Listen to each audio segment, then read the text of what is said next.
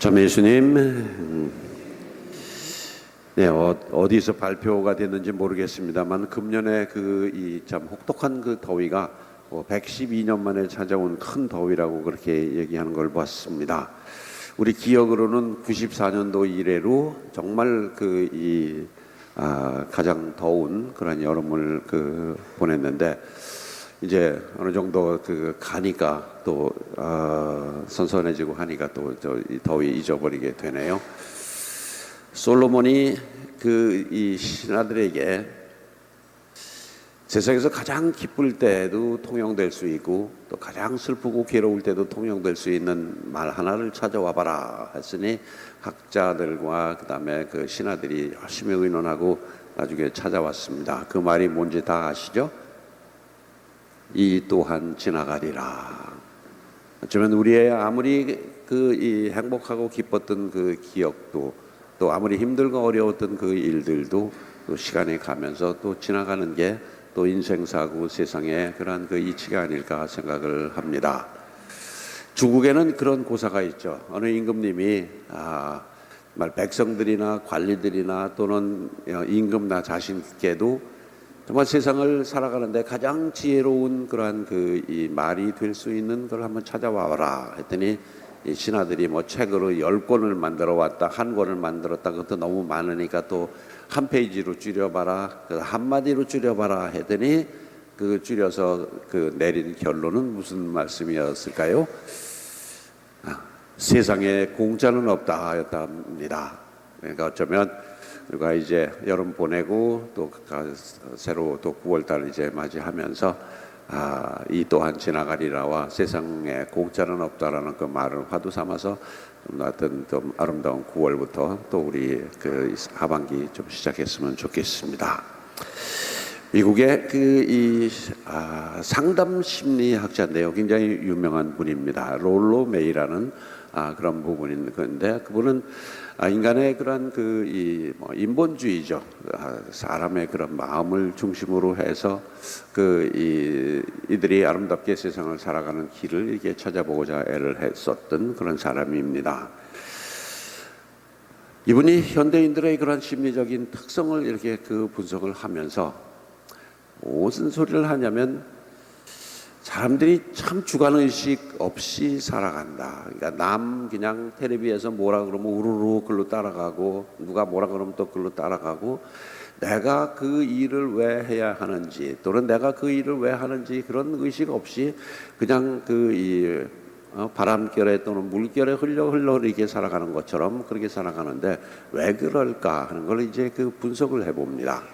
그러면서 현대인들이 자기 자신을 참 잊고 산다, 망각하고 산다라고 이렇게 얘기를 하면서 자아를 잃어버린 현대인이라는 그런 책을 씁니다. 거기에서 그 원인을 그렇게 분석을 합니다. 사람들이 왜 자기 주체의식 없이 그렇게 그냥 막 흘러가는 대로 그렇게 살아가는가 하는 거기에 근본적인 그런 심리 상태를 이제 분석을 하면서 그 원인을 이렇게 얘기합니다. 우선 불안감, 그리고 고독감, 그리고 소외감. 남들에게 소외될까봐 그냥 마음에 없는 것까지도 그냥 그렇게 좋은 듯 하면서 살아가는 그 모습, 또는 미래에 대한 어떤 불안. 요즘 우리나라가 좀 아주 이 부분이 심하다고 얘기하죠. 또 그 다음에 나 혼자 있을 때에 견디지 못하는 그런 고독감, 이런 것들 때문에 사람들이 힘들어하면서도 그냥 남하고 무리로 이렇게 이어져서 이렇게 살아가는 그런 모습을 얘기를 하죠. 두 번째는 심리적인 탯줄 끊기에 실패했다라고 그렇게 얘기를 합니다. 무슨 뜻이냐면 어느 정도 나이가 되면 부모를 떠나서 자기 인생을 살아가야 되는데, 아이들이 그냥 자기 이 엄마에게 그냥 의지하고 모든 걸 다 엄마에게 의지하면서 자기 자신을 하는 거, 잊어버리고 사는 거. 뭐 우리가 헬리콥터 족이라고 그러기도 하고, 또 캥거루 족이라고 그렇게 표현도 하고, 뭐 그런 식으로 나이가 들어오면 어느 정도 나이가 되면 부모를 떠나서 자기 인생 자기가 개척하면서 이렇게 살아가야 할 그 나이가 되었음에도 불구하고 모든 것을 다 부모님께 의지하고 내가 누구인지 생각조차 하지 않고 사는 그런 모습. 또 현대인들은 비극 의식을 그런 상실했다라고 그렇게 얘기를 합니다. 어떤 슬픈 거 보면서 슬퍼할 줄 모르고 또 아픈 사람을 보면서 같이 그렇게 이 공감하고 동참하는 그러한 그 의식이 많이 부족하다는 것과 또 자연에 대한 그러한 이 감각을 상실했다.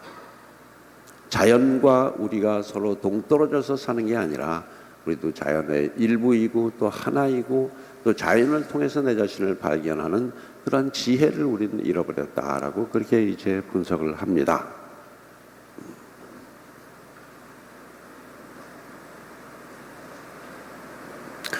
이런 개인적인 차원에서의 정말 내가 나를 잊고 살아가는 그러한 현대인 그 외에 우리는 지금은 집단적으로 또는 사회적으로도 그런 그 상당한 그 위기감의 그 위기감을 느끼면서 살아간다고 할 수 있겠죠. 소위 그 과학 만능주의, 요즘엔 뭐 AI하고 결혼했다라고 하는 뭐 그런 발표도 있었다고 그럽니다. 그런 과학 시대에 우리가 어떤 마음을 가지고 살아가느냐 하는 그 부분에서 우리는 상당히 위기감을 느낍니다. 어떤 분들은 그렇게 얘기하죠.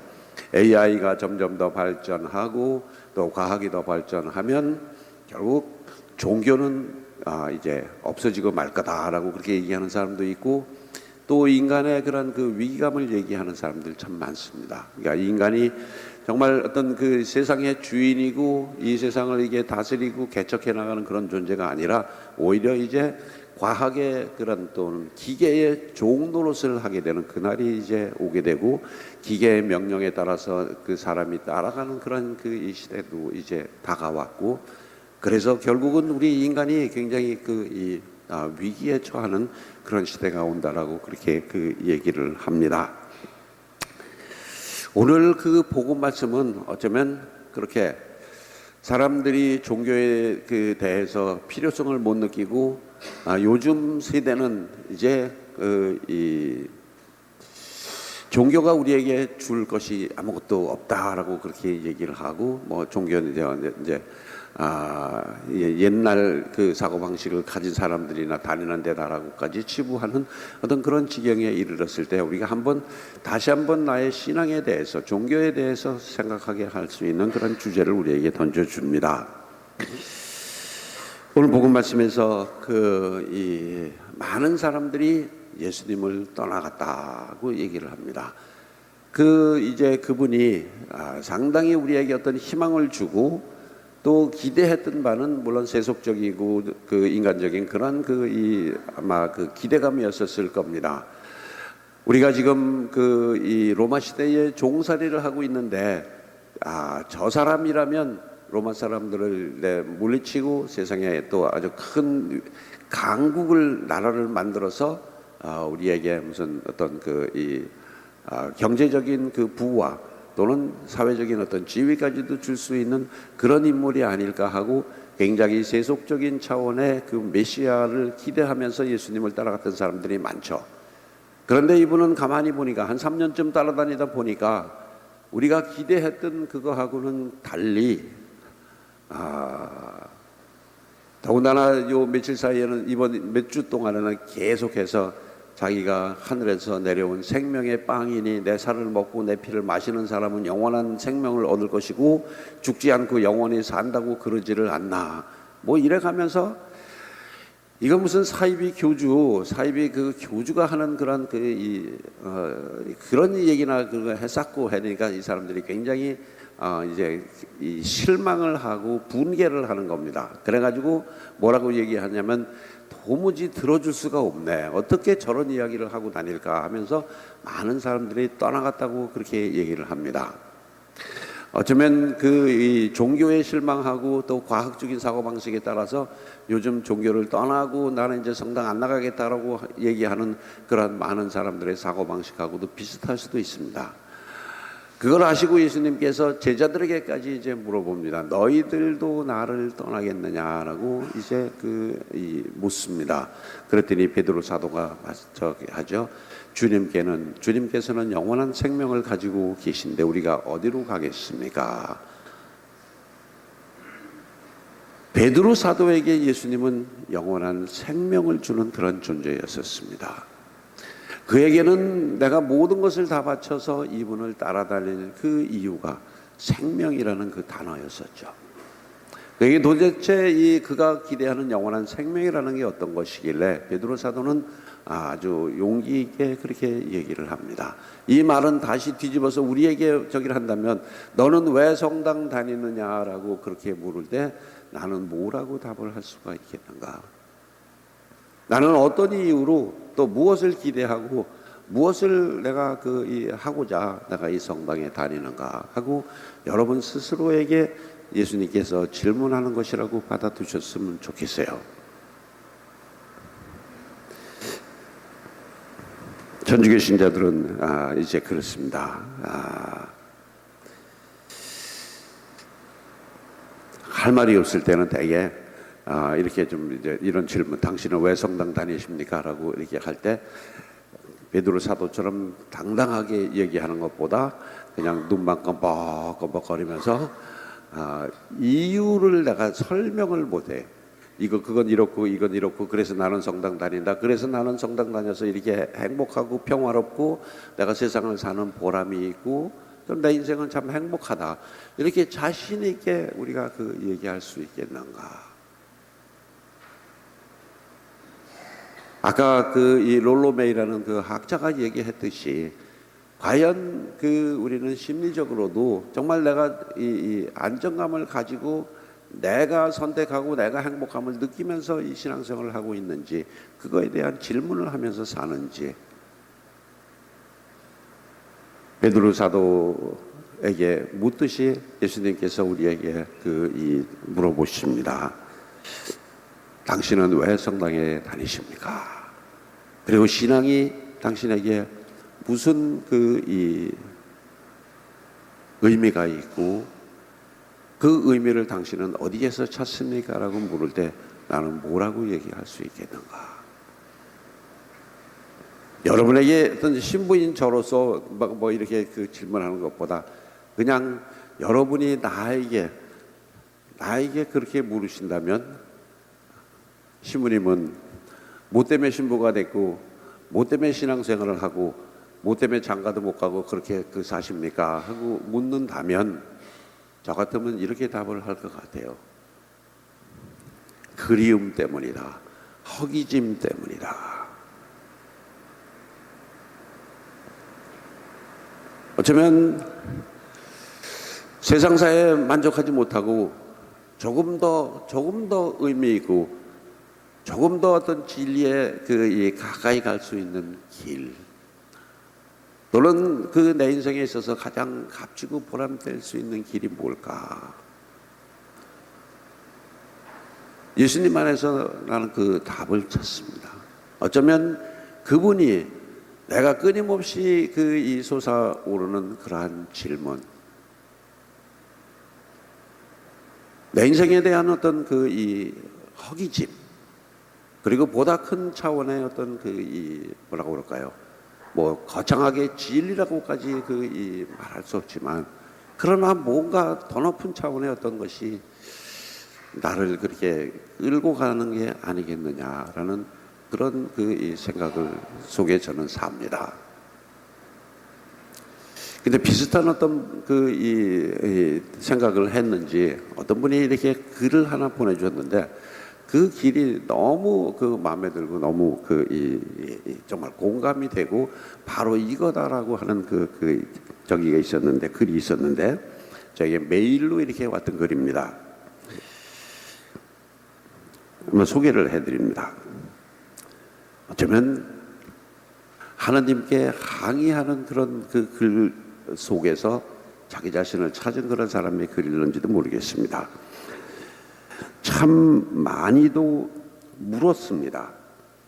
견뎌내기 버거운 고통과 부딪혀야 할 때마다 삶의 귀퉁이마다 숨어 있는 괴로움에 대한 무서움에 숨이 막혀 올 때마다 참 많이도 물었습니다. 하느님, 대체 왜 우리를 만드셨습니까? 그냥 당신 혼자 이 세상 만드시고 땅과 하늘과 바다와 짐승까지 지으시고 그냥 좋았다 하고 말 일이지 뭐하러 우리를 또는 나를 만들어서 하느님도 우리도 이 고생인가 말이에요. 하느님은 언제나처럼 대답이 없으셨고 성당을 떠난 지 십수년이 지난 지금까지도 끝끝내 아무 대답이 없으십니다. 그런데 왜 이렇게 항상 허기진 느낌인지 모르겠습니다. 다신 안 돌아올 거야 했었는데 왜 이렇게 그리운지 모르겠습니다. 어쩌면 인생의 그러한 그 허전함과 또 과거에 대한 그 그리움 때문에 또는 뭔가를 얻고자 하는 그러한 그 이끄심과 그리움 때문에 그는 이 글을 올린 듯합니다. 며칠 뒤에 그분은 또 이런 글을 보내왔습니다. 살아야 할 이유를 찾고 싶어서 다시 일어날 때마다 상처를 가리기 위하여 가면을 썼고 그래서 내가 누구인지 알 수 없게 되었고 그냥 떠돌라 저는 엎어져 버렸습니다. 제가 졌습니다. 항복합니다, 주님. 어쩌면 끊임없이 자기 자신에 대해서 질문을 하고 또 그 하나님께 대한 어떤 질문을 던지고 그런 과정 속에서 결국은